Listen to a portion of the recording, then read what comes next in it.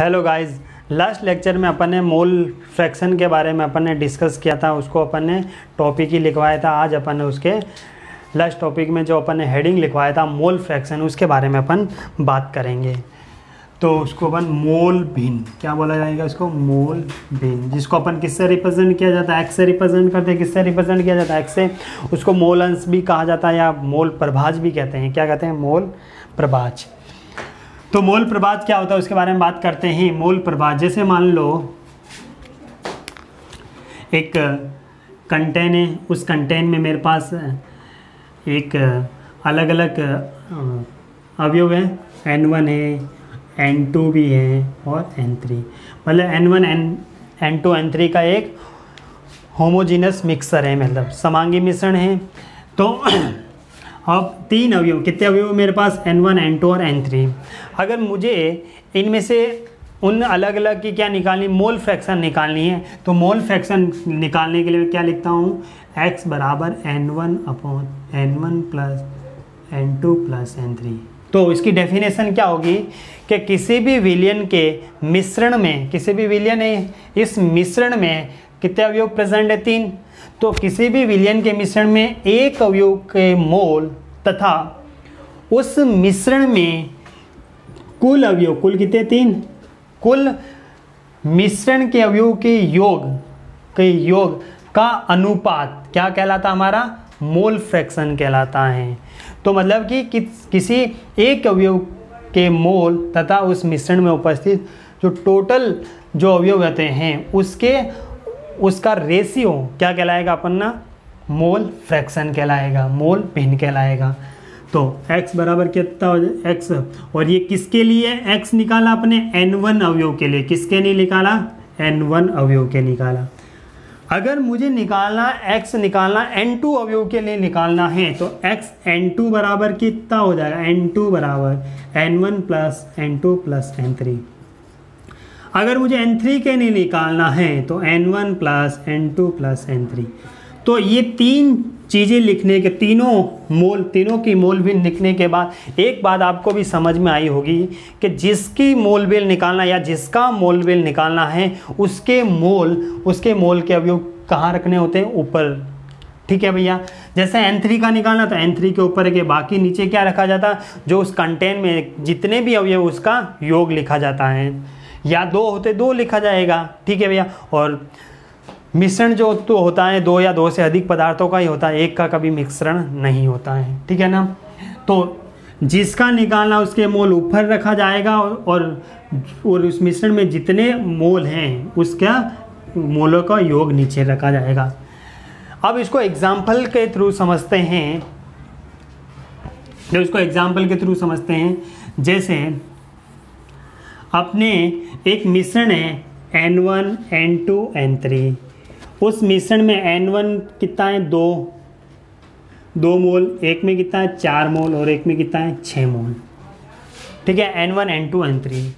तो यहाँ पर उस मिश्रण में N1 N2 N3 इन तीनों की क्या निकालनी है, अपन को मोल भिन्न निकालनी है।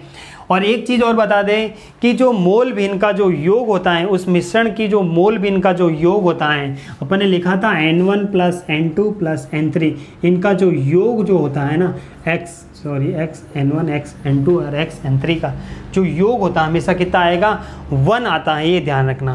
ठीक है ना भैया। तो अपन निकालते हैं x N1 के लिए मोल भिन्न निकालते हैं। तो इसकी मोल कितनी रखी जाएगी, 2, नीचे क्या रखा जाएगा, 2 प्लस 4 प्लस 6 कितना हो जाएगा, 12 हो जाएगा।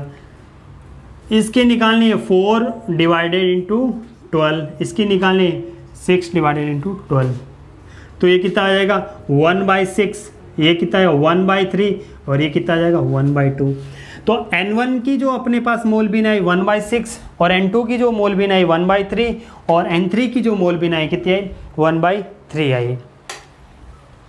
अगर मैं 1/6 प्लस 1/3 प्लस 1/2 का मैं जो सम करता हूँ, योग करता हूँ, तो मुझे जो इसका योग जो मिलेगा वो कितना मिलेगा, 1 मिलेगा। कितना मिलेगा, 1 मिलेगा। कहने का मीन्स ये था कि टोटल जो मोल भिन्न का जो योग होता है वो क्या होता है, हमेशा 1 होता है। क्या होता है, 1 होता है। तो ये होती हैं किसी भी कंटेन में या किसी भी मिश्रण में अपन को किसी भी अवयव की मोल भिन्न निकालनी है तो कुछ इस तरह मोल भिन्न निकलेगी। फिर अपन एग्जाम्पल लेकर और समझते हैं भैया। तो जैसे फॉर एग्जाम्पल अभी मोल भिन्न निकालना ही सिखा रहे हैं आपको। 72 ग्राम जल, या फिर एक क्वेश्चन लेंगे, एक मिश्रण में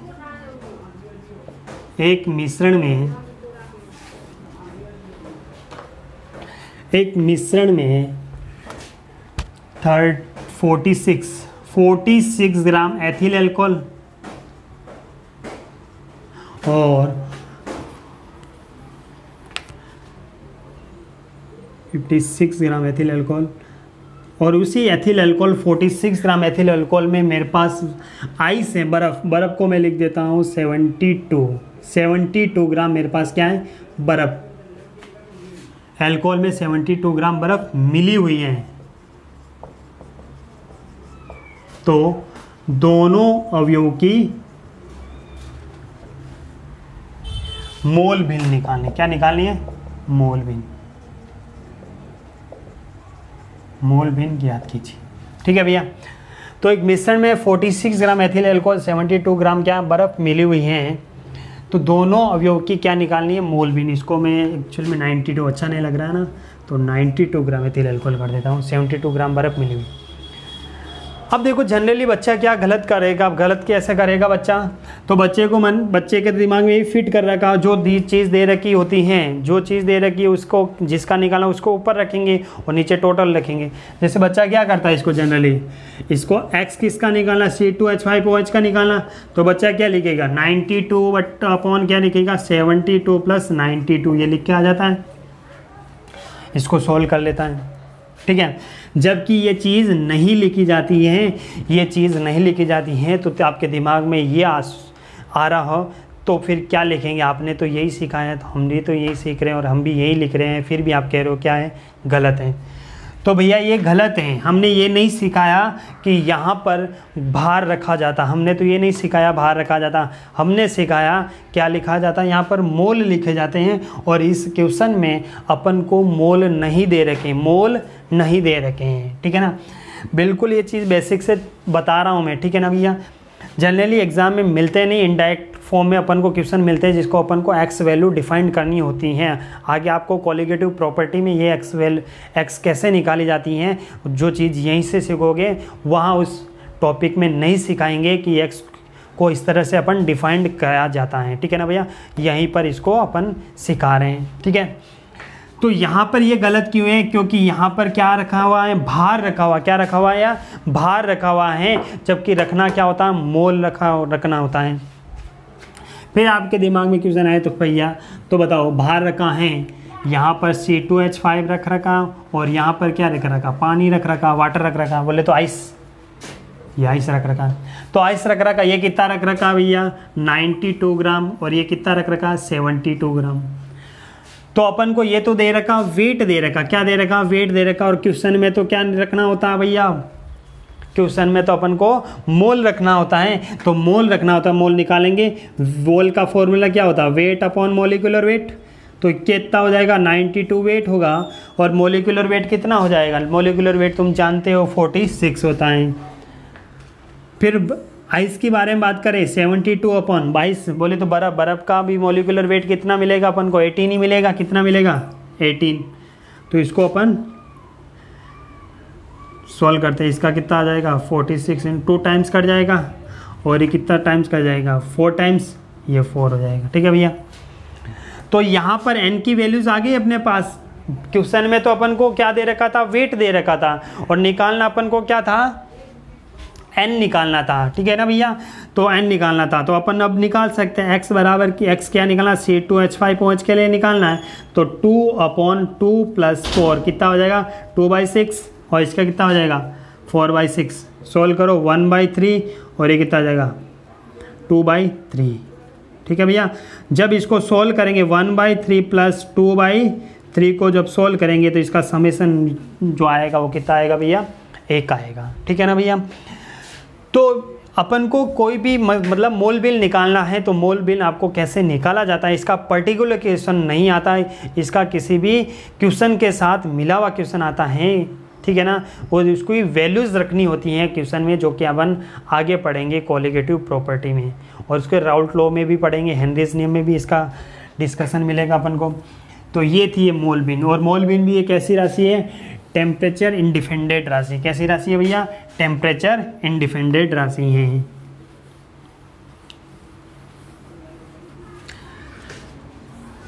ये तो हो गई अपने जो क्लासिफाई किया था अपन ने यूनिट्स के, जो विलियन की जो सांद्रता जो होती है उसको किस तरह किस किस फॉर्म में रिप्रेजेंट की, या उसको किस किस फॉर्म में रिप्रेजेंट की जाती है, या किस किस फॉर्म में उसको डिफाइंड की जाती है, वो उस यूनिट्स के बारे में अपन ने पढ़ा था। तो पहला टॉपिक जो अपना था वो ख़त्म हो गया, विलियन की सांद्रता को प्रदर्शित करने की इकाइयाँ, ठीक है। जो कि ये टॉपिक जो हैं वो 11th क्लास का भी टॉपिक था और 12th में काम आएगा, इसलिए अपन ने 12th में भी पढ़ा दिया। नेक्स्ट अपन बात करते हैं, सेकंड जो टॉपिक आएगा वो आता है विलेयता। किसका आएगा? विलेयता। फिर पहला टॉपिक अपन ने सांद्रता की इकाइयाँ पढ़ ली, सेकंड। फिर थर्ड अपन पढ़ेंगे इसी में राउल्ट, इस विलेयता में आएगा हेनरीज नियम आएगा, ठीक है। फिर इसके बारे में पढ़ेंगे राउल्ट लॉज। राउल्ट लॉज में अपन ये भी पढ़ेंगे आइडियल सॉल्यूशन क्या होता है, नॉन आइडियल सॉल्यूशन क्या होता है।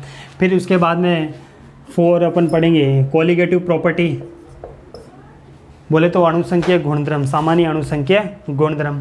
फिर इसी के बारे में असामान्य अणुसंख्यक गुणधर्म भी पढ़ेंगे इसी के, और फिर इसके बाद में पढ़ेंगे अपन वन टॉप फैक्टर क्या होता है उसके बारे में पढ़ेंगे, ठीक है। और कोलिगेटिव प्रॉपर्टी जो होती है वो 4 होती है, वो कौन कौन सी पढ़ेंगे? वास्तव में अपेक्षित अवनमन, RLVP पढ़ेंगे। फिर क्वथनांक में उन्नयन, ठीक है। और थर्ड पढ़ेंगे क्वथनांक में उन्नयन, और जो थर्ड पढ़ेंगे वो पढ़ेंगे हिमांक में अवनमन, और जो फोर्थ पढ़ेंगे वो पढ़ेंगे ऑस्मोटिक प्रेशर। 4 कोलिगेटिव्स पढ़ेंगे अपन, और फिर अपन उसके बारे में पढ़ेंगे। नेक्स्ट है वन टॉप फैक्टर क्या होता है उसके बारे में अपन पढ़ेंगे। तो अपन स्टार्ट करने जा रहे हैं विलेयता, सोल्युबिलिटी क्या होती है।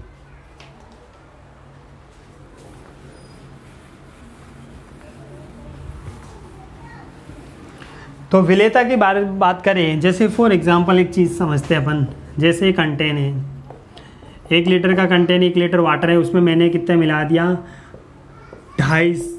250 ग्राम मैंने क्या मिला दी? चीनी मिला दी। क्या मिला दी? चीनी मिला दी। अब 250 ग्राम मैंने चीनी मिला दी, और 250 ग्राम में से 200 ग्राम तो क्या होगी मेरे लिए? डिसोल्व होगी, बोले तो विलेयशील होगी। और बाकी जो रिमेनिंग रह गई वो कितनी होगी? 50 ग्राम क्या होगी? विलेयशील, मतलब नॉन डिसोल्व हुई, मान के चल रहे। तो जो विलेयशील हो गई, जो 200 ग्राम जो हमारे चीनी जो थी उस विलियन में विलेयशील हो गई, तो हमारे लिए इस विलियन की जो विलेयता कितनी हो जाएगी? 200 ग्राम। कितनी हो जाएगी? 200 ग्राम। तो विलेयता की डेफिनेशन की बात करें कि एक निश्चित विलायक में, या बोल सकते हैं एक निश्चित तापमान पर निश्चित विलायक में, निश्चित तापमान पर निश्चित विलायक में, निश्चित तापमान पर निश्चित विलायक में विलेयशील भागों की अधिकतम संख्या, विलेयशील भागों की अधिकतम संख्या क्या कहलाती है? हमारी विलेयता कहलाती है। जितनी ज़्यादा घुलेगी वो उसकी ज़्यादा, उतनी ज़्यादा क्या होगी? उसकी विलेयता होगी। आई बात समझ में? तो विलेयता क्या होती है? निश्चित तापमान पर निश्चित विलायक में घुली हुई पदार्थों की या घुली हुई विलेय की अधिकतम मात्रा क्या कहलाती है? हमारी विलेयता। या अधिकतम पदार्थ तो कुछ भी हो सकता है, उसी पदार्थ को अपन क्या नाम दे रहे हैं? विलेय नाम दे रहे हैं, ठीक है ना। तो ये हो गई अपनी विलेयता की डेफिनेशन। विलेयता क्या हो जी? एक निश्चित तापमान निश्चित विलायक में घुली हुई पदार्थों की अधिकतम मात्रा क्या होती है।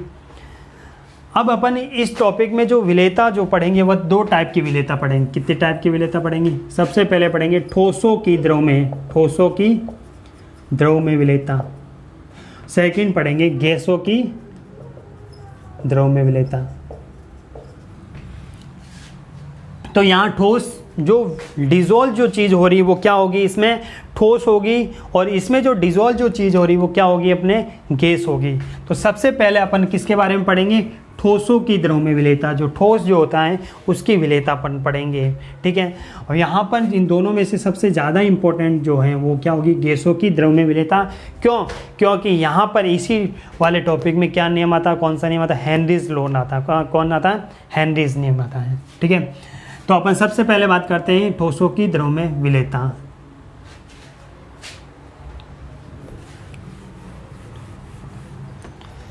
तो ठोसों की द्रव्य विलेयता का डेफिनेशन की बात करें कि एक निश्चित विलायक में घुली हुई ठोसों की अधिकतम मात्रा क्या कहलाती है, हमारी विलेयता कहलाती है। एक निश्चित विलायक में घुली हुई ठोसों की अधिकतम मात्रा, अगर गैस होगी तो घुली हुई गैसों की अधिकतम मात्रा, ठीक है। तो जनरल डेफिनेशन अपन बना सकते हैं। तो अगर मैं ठोसों की द्रव्य में जो विलेयता जो होती है, ठोसों की द्रव्य में जो विलेयता होती है उसको प्रभावित करने वाले कारक कौन कौन से होते हैं उसके बारे में अपन पढ़ेंगे। तो नेक्स्ट अपन पढ़ने जा रहे हैं ठोसों की द्रव्य में विलेयता को प्रभावित करने वाले कारक। तो क्या होगा, ठोसों की द्रव्य में विलेयता, ठोसों की द्रव्य में विलेयता को प्रभावित करने वाले कारक, ठीक है। ठोसों की द्रव्य में विलेयता को प्रभावित करने वाले कारक।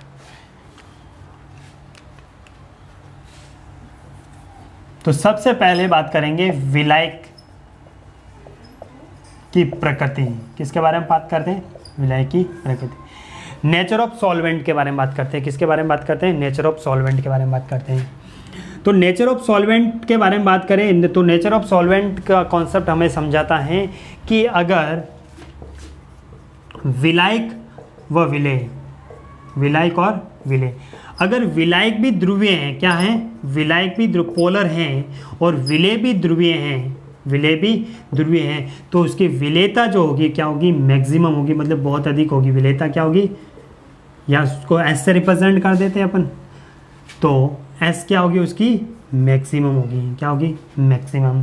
पोलर का मतलब क्या होता है, जिसको तोड़ने पर किस में टूटता, आयनाइजेशन, मतलब चार्ज में कन्वर्ट हो जाता है। जैसे फॉर एग्जांपल अपन बात करते हैं, मैं विलायक H2 ले लूँ और मैं विलेय क्या ले लूँ, विलेय में ले लेता हूँ NaCl।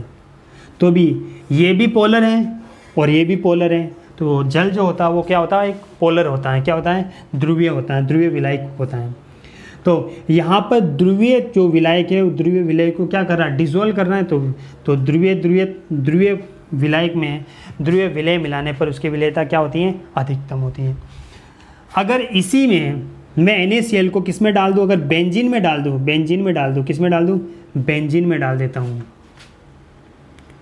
अगर इसको मैं डाल देता हूँ बेंजीन में, तो बेंजीन मेरे लिए कौन सा कंपाउंड है, नॉन पोलर है। क्या है मेरे लिए? Non polar. तो नॉन पोलर मीडियम में किसको डाल रहा हूँ मैं, पोलर को डाल रहा हूँ, पोलर कंपाउंड को डाल रहा हूँ, ध्रुवीय विलेय को डाल रहा हूँ, तो उसकी विलेयता क्या होगी, वो विलेयशील ही नहीं होगा, ठीक है ना। तो इसका मतलब अगर प्रकृति विलेय और विलायक की प्रकृति समान है, कहने का मीन्स ये हुआ कि विलेय और विलायक की प्रकृति समान है, तो उसकी विलेयता क्या होगी, अधिकतम होगी। अगर मैं बात करूँ कि विलायक भी अध्रुवीय हैं, अध्रुवीय और अध्रुवीय, मैं अध्रुवीय विलायक के लिए बात करूं, बेंजीन, क्या है, बेंजीन। और अध्रुवीय, अगर बेंजीन में मैं अध्रुवीय कोई भी एक विलेयशील पदार्थ मिला देता हूं, बेंजीन में मैं मिला देता हूं I2 को मिला देता हूं, I2 सॉलिड्स को मिला देता हूं विलेय, तो ये क्या होगा, उसकी विलेयता क्या हो जाएगी, ज़्यादा हो जाएगी। उसकी विलेयता क्या हो जाएगी, ज़्यादा हो जाएगी। अगर मैं I2 को विलेय को किस में मिला देता हूँ, इसमें मिला देता हूँ, तो उसकी सॉल्युबिलिटी क्या हो जाएगी, कम हो जाएगी। अगर इसी विलेय को मैं अगर इसमें मिला देता हूँ, बेंजीन में मिला देता, तो इसकी सॉल्युबिलिटी क्या हो जाएगी, कम हो जाएगी। तो कहने का मीन्स ये था कि अगर दोनों ही दोनों ही विलायक और विलेयक मतलब कि सेम पोलर हो, मतलब कि बोले तो समान हो, समान नेचर के हो, तो उसकी विलेयता क्या होगी, अधिकतम होगी। अगर उसकी नेचर अलग अलग है, सॉल्वेंट और सॉल्यूट की नेचर अलग अलग है, तो उसकी विलेयता कम होगी, मतलब वो डिज़ोल्व ही नहीं हो पाएगा, नगण्य मात्रा में डिज़ोल्व हो पाएगा। तो कहने का मीन्स यह था लाइक डिज़ोल्व लाइक, समान समान को घोलता है, समान समान को घोलता है। ये इसमें मिक्स हो जाएगा, ये इसमें मिक्स हो जाएगा और ये इसमें मिक्स हो जाएगा, बट ये जो है इसमें मिक्स नहीं हो पाएगा, मतलब डिज़ोल्व नहीं हो पाएगा। ये जो है इसमें डिज़ोल्व नहीं हो पाएगा, क्यों? क्योंकि अध्रुवीय ध्रुवीय में डिज़ोल्व नहीं होता है। तो यहाँ पर क्या ध्रुवीय में डिज़ोल्व इसलिए हो जाता है क्योंकि यहाँ पर ये भी किस में चार्ज पार्टिकल में टूटेगा, ये भी चार्ज पार्टिकल में टूटेगा, तो एक दूसरे के विपरीत जो चार्ज पार्टिकल हो गए वो क्या हो जाएंगे, पास में आ जाएंगे, ठीक है। तो इसी तरह वो क्या हो जाएंगे, विलयशील हो जाएंगे। तो ध्यान रखना, तो सबसे पहले अपन ने फैक्टर पढ़ा था विलायक की प्रकृति। तो विलायक की प्रकृति में बोले विलेय तथा विलायक की समान प्रकृति होने पर उसकी विलेयता अधिक होती है और समान प्रकृति होने पर इसकी विलेयता बहुत कम होती है, ध्यान रखना, ठीक है। नेक्स्ट अपन बात करते हैं टेम्परेचर। किसके बारे में बात करते हैं, टेम्परेचर, तापमान। जनरली अपन जानते हैं कि तापमान बढ़ाने पर विलेयता क्या होती है, बढ़ती है। सेकंड बात करते हैं तापमान, टेम्परेचर टी। सामान्यतः अपन जानते हैं कि तापमान बढ़ाने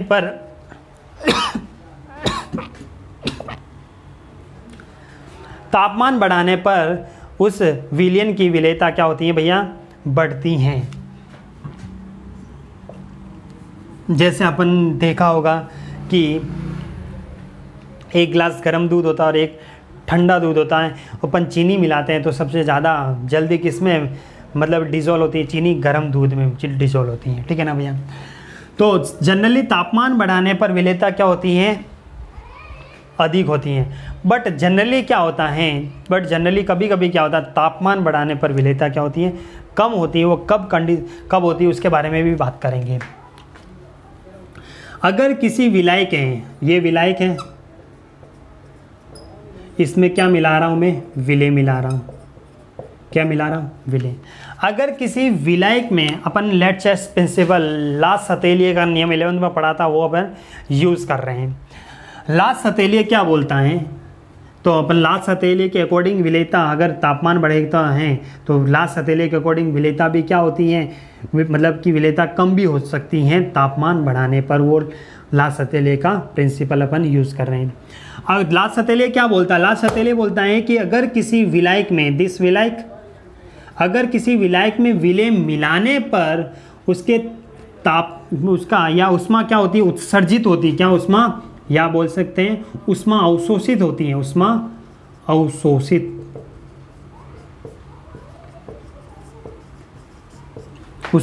अवशोषित होती हैं। तो उस विलयन की ताप बढ़ाना उस विलयन के लिए ताप बढ़ाना एक फेवरेबल कंडीशन होती है। क्या होती है, एक फेवरेबल कंडीशन होती है। तो उस विलयन के लिए ताप बढ़ाने पर विलेयता क्या होती है, बढ़ती है। तो लास्ट सतेलिए क्या बोलता है, लास्ट सतेलिए बोलता है कि अगर किसी विलायक में विलेय मिलाता हूँ और उष्मा क्या होती है, एब्जॉर्ब होती है, उष्मा अवशोषित होती है। तो उष्मा अवशोषित हो रही है, मतलब अच्छी बात, मतलब उस उष्मा का यूटिलाइज हो रहा है, मतलब उष्मा को बाहर नहीं फेंक रहा है वो विलयन। तो उस विलयन के लिए ताप बढ़ाना एक अच्छी बात होती है अकॉर्डिंग टू लास्ट सतेलिए। तो इस प्रकार के विलयन के लिए ताप बढ़ाने पर विलेयता क्या होती हैं, बढ़ती हैं। क्या होती हैं, विलेयता बढ़ती हैं। उष्मा को क्या करता है, एब्जॉर्ब करता है। क्या होता है, एब्जॉर्ब करता है। जैसे आपने कभी देखा होगा कि चाय जब उबलती हैं, अपन ऊपर से क्या डालते हैं, चीनी डालते हैं। क्या डालते हैं, तो कुछ टाइम के लिए, कुछ टाइम इंटरवल के लिए वो उबलना बंद हो जाती है। क्यों, क्योंकि सारी की सारी की नहीं, मतलब कुछ उष्मा जो उसमें थी उस चाय में, कुछ हीट को उसने क्या कर दिया, एब्जॉर्ब कर दिया, जिसके कारण उसमें हीट कम होने की वजह से वो कुछ समय के लिए उबलना क्या हो जाता है, बंद हो जाता है। तो क्यों, क्योंकि वो सारी की सारी उष्मा को वो चीनी क्या करती हैं, उस उष्मा को अपन खुद को क्या करने, डिज़ोल्व होने में यूज़ कर देती हैं वो चीनी। इसीलिए उस कंडीशन में चीनी जब मिलाते हैं गरम, जब किसी में चीनी मिलाते हैं तो वो क्या करता है, हीट को एब्जॉर्ब करता है। ठीक है, जैसे नमक मिलाते हैं, नमक भी क्या होता है, गरम जो पानी होता है उसमें ज़्यादा जल्दी घुल जाता है, उसकी विलेयता, और ठंडे पानी में क्या होता है, कम, मतलब कि एक टाइम लगता है उसको डिज़ोल्व होने में। ठीक है ना भैया। तो उस कंडीशन में जैसे पानी में, या फिर अपन बोल सकते हैं कि तो विलायक हमारे लिए क्या हो जाएगा, पानी, और मैं नमक मिला दूँ तो उसके लिए तापमान बढ़ाएंगे तो क्या हो जाएगा, उसकी विलेयता बढ़ेगी। जैसे H2 में NaCl मिलाने पर, तो NaCl मिलाने पर क्या हो, तापमान बढ़ेगा तो विलेयता क्या हो जाएगी, बढ़ जाएगी। तापमान बढ़ेगा तो विलेयता क्या हो जाएगी, बढ़ जाएगी। या कुछ भी मिला, KCl मिला देने। ठीक है, तो इस कंडीशन में क्या होगा, हीट क्या होती है, एब्जॉर्ब होगी, बाहर नहीं निकालेगा, एब्जॉर्ब होगी तो विलेयता बढ़ जाएगी। ठीक है भैया। फिर अपन एक और बोलता है लासतेलिए बोलता है कि अगर किसी विलायक में, ये विलायक है, अगर किसी विलायक में विलेय मिलाता हूँ, क्या मिलाता हूँ, विलेय मिलाता हूँ, तो उसमें अगर उष्मा उत्सर्जित होती है, तो उस विलयन के ताप बढ़ाऊंगा तो विलेयता क्या हो जाएगी, कम हो जाएगी। उसके लिए विलेयता क्या हो जाएगी, कम हो जाएगी। मतलब लासतेलिए के अकॉर्डिंग ये प्रिंसिपल, लासतेलिए के अकॉर्डिंग इस टाइप के विलयन के लिए ताप बढ़ाना एक फेवरेबल कंडीशन नहीं होती है, उसके लिए ताप बढ़ाना एक अच्छा संकेत नहीं होती उसकी विलेयता के लिए। तो इस वाले विलयन के लिए ताप बढ़ाने पर तो उष्मा क्या होती है, मतलब कि विलेयता क्या होती है, कम होती हैं। तो अपन ऐसा काम ही क्यों करें कि जिसको अपन ताप दे रहे हैं ऑलरेडी वो तो एग्जिट कर रहा है, उष्मा को क्या कर रहा है, रिलीज़ कर रहा है, और ऊपर से और ताप दे रहे हैं। तो उसके लिए जब उसको ज़रूरत भी नहीं है फिर भी अपन ये चीज़ दे रहे हैं तो वो तो क्या उल्टा ही चलेगा फिर। तो इसका मतलब विलेयता कम होगी। जैसे आपने देखा होगा जनरली गांव में जो चूना जो होता है ना, चूने में अपन पानी जब डालते हैं वो ऑलरेडी इतना हीट, उसके पास एनर्जी होती है, अपन जैसे ही उसमें वाटर डालते हैं तो कितनी हीट को वो एग्जिट करता है। अगर उसी चूने के पानी को और गर्म करेंगे तो उसके लिए उसका डिज़ोल्व, जो जनरली जो एक नॉर्मल टेम्परेचर पर डिज़ोल्व हो रहा है, तो अगर उसी चूने के पानी को अगर टेम्परेचर बढ़ा देंगे तो वो चूने का पानी जो होगा वो क्या डिज़ोल्व होना बंद हो जाएगा। तो उस कंडीशन में अपन तापमान बढ़ाना उसके लिए फेवरेबल कंडीशन नहीं होगी। तो लासतेलिए बोलता है इस प्रकार के विलयन के लिए ताप बढ़ाने पर उष्मा उत्सर्जित होती हैं तो विलेयता का मान क्या होता है, कम होता है। जैसे आपने चूना बोले तो चूने का फॉर्मूला क्या होता है, CaCO3 होता है। तो यहाँ पर CaCO3 जो कैल्शियम कार्बोनेट होता है, जनरली चूने को यही बोला जाता है, चूने का पत्थर भी बोलते हैं उसे। जो चूना होता है जो हीट ज़्यादा देता है उसके बारे में बात करते हैं। CaCO3 को जल में मिलाने पर, ठीक है ना भैया। ये हो गया अपना तापमान का प्रभाव। नेक्स्ट अपन पढ़ रहे हैं दाब का प्रभाव। किसके बारे में पढ़ रहे हैं अपन, दाब का प्रभाव, इफेक्ट ऑफ प्रेशर।